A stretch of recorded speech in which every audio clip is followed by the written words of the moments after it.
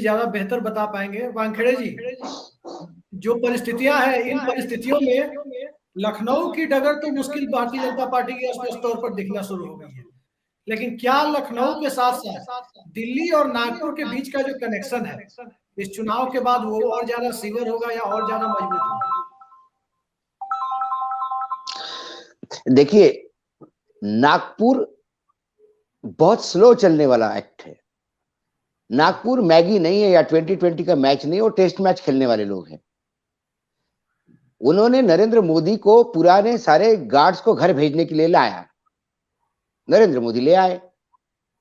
नरेंद्र मोदी ने आडवाणी जी लेके, जोशी लेके, तमाम जो चीज थे वो सबको घर बिठा दिया।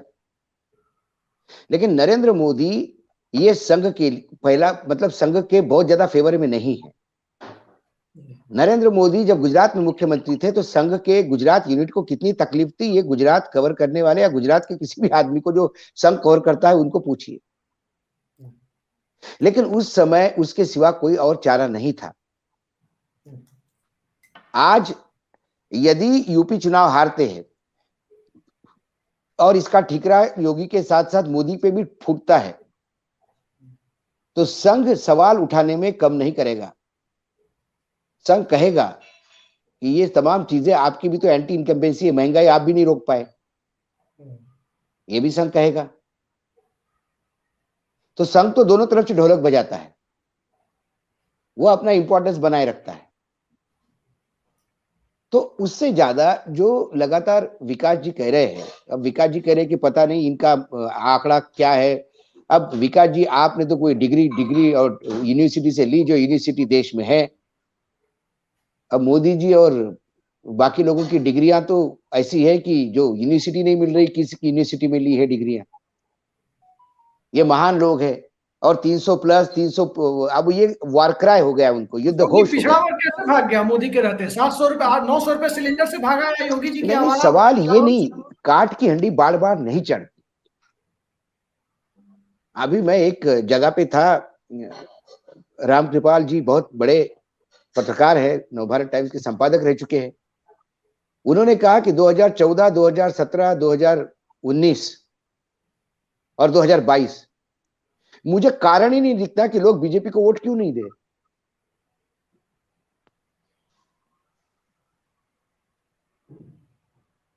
तो मैंने बोला मुझे एक कारण बताओ कि वोट क्यों दे।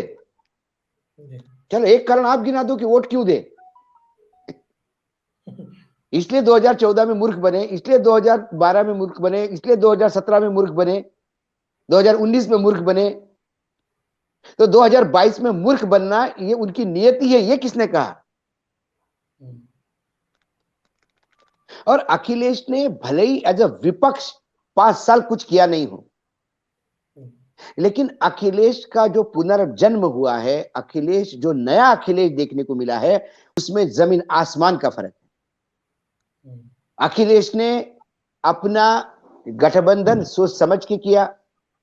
अखिलेश ने तेजस्वी यादव से एक बात तो सीख ली कि गठबंधन में लिमिटेड सीटें देनी चाहिए, दिल खोल के नहीं देना चाहिए। तो 55 पे ब्रेक लगाया। यदि उन्हें 90 और इतनी सीटें 70-75 सीटें नहीं दी होती कांग्रेस को और 25 सीटें दी होती तो आज बार तेजस्वी यादव मुख्यमंत्री बने होते। तो उन्होंने ये सारा कैलकुलेशन करके, पुराने लोगों के गलतियों से सीख के, बार बार उनके ऊपर यादव परिवारवाद का कुनबा लगाता आया है। भैया अपर्णा यादव को तो बीजेपी ने ले लिया, मुलायम सिंह यादव के परिवार से तो बीजेपी को प्रेम है। अखिलेश ने अपने परिवारवाद को ब्रेक दिया, यादवों को थोड़ा सा दूर रखा, मुसलमानों से स्टेज से दूर रखा।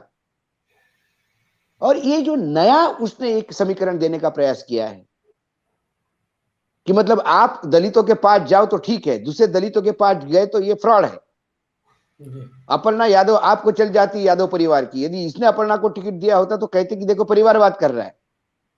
आपको गांधी परिवार का परिवारवाद दिखता है, लेकिन फिर वही मेनका गांधी और उनके पुत्र आपके पार्टी में आके सांसद बनते हैं तो वो परिवारवाद नहीं है। ये लोग समझ रहे हैं। और बार बार मैं कहता हूं अभिषेक जी, आज से जब मैंने पहला लोकसभा चुनाव कवर किया होगा और आज का लोकसभा चुनाव कवर करूंगा। जमीन आसमान का फर्क पड़ गया है, मतदाताओं के रिफ्लेक्शन में फर्क पड़ गया है, मतदाताओं के समझ में फर्क पड़ गया है, मतदाताओं के आयु में फर्क पड़ गया है। हर साल लाखों की तादाद में युवा वोटर जीतने लगते हैं। उन युवाओं का एक एस्पिरेशन है।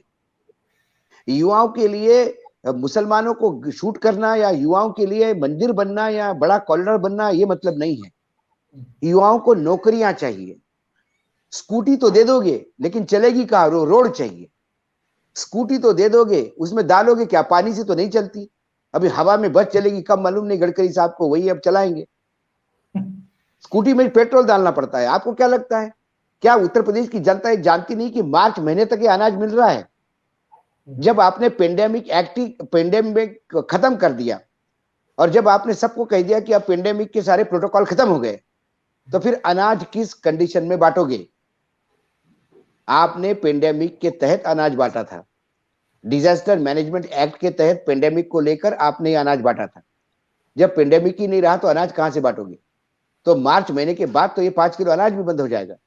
और जो महंगाई का तड़का लगेगा, जो क्रूड के जो प्राइसेस है, अब जो फॉरवर्ड, मैंने सुना फॉरवर्ड में जो लोग खेलते हैं, इलीगल फॉरवर्ड मार्केटिंग जो करते हैं, कुछ लोग इलीगल में जो ट्रेड करते हैं, उनसे पूछा तो वो तो 123 में बेच चुके हैं क्रूड ऑयल फॉरवर्ड मार्केट में।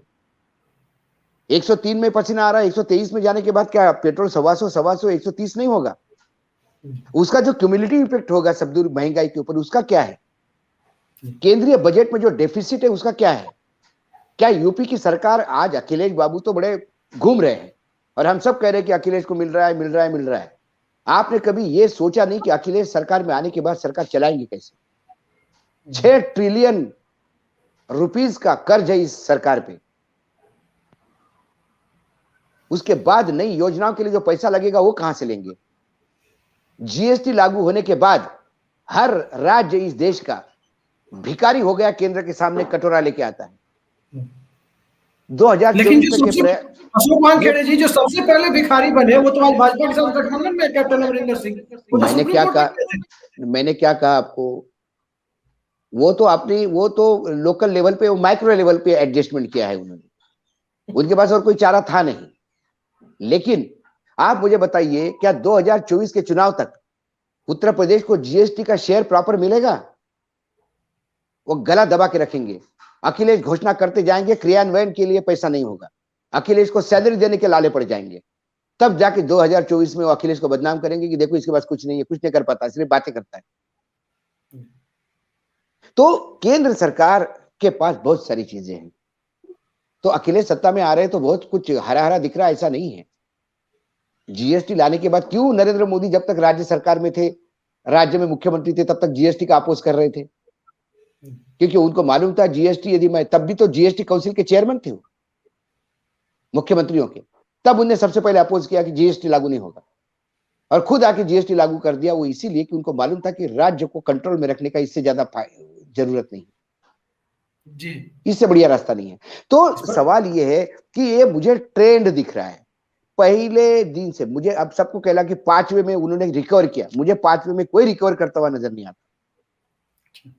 क्योंकि मुझे इसका बैरोमीटर सिर्फ एक है, मैं कोई वो सेफोलॉजिस्ट नहीं हूं, लेकिन बीजेपी की बौखलाहट, दूसरे प्रदेश से महिला कार्यकर्ताओं को एक्टिव करके ले आना और उनको बोलना, साधु महंतों को अपील करना कि आप उतरिए रास्ते में, गोरखपुर में 5 दिन का हॉल्ट बताना, 3 दिन का हॉल्ट प्रधानमंत्री का, अभी 2-3 दिन प्रधानमंत्री बनारस में रहेंगे। ये सारी चीजें बताते हैं कि ये अब अंतिम लड़ाई का अंतिम चरण है जिसमें बस हाथापैर हो रहे हैं। और बीजेपी इसलिए नहीं लड़ रही कि बीजेपी को मालूम है कि कांटे की टक्कर है। बीजेपी इसलिए लड़ रही है कि बीजेपी की आदत है। बीजेपी की कोई भी चुनाव बीजेपी ने, चाहे सत्ता में आए या सत्ता में ना आए, बीजेपी उतनी ही ताकत से लड़ती है, क्योंकि बीजेपी जीवन भर सत्ता में विरोधियों का काम करती आ रही है।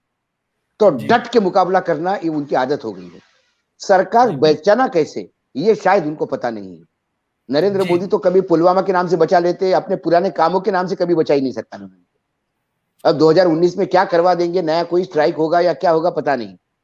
2024 के चुनाव, उस समय 2024 के आखिरी में जो कुछ होगा उस पर लड़े जाएंगे और ऐसा कुछ करेंगे वो, ताकि वो राष्ट्रवाद का तड़का दे, ये तड़का दे।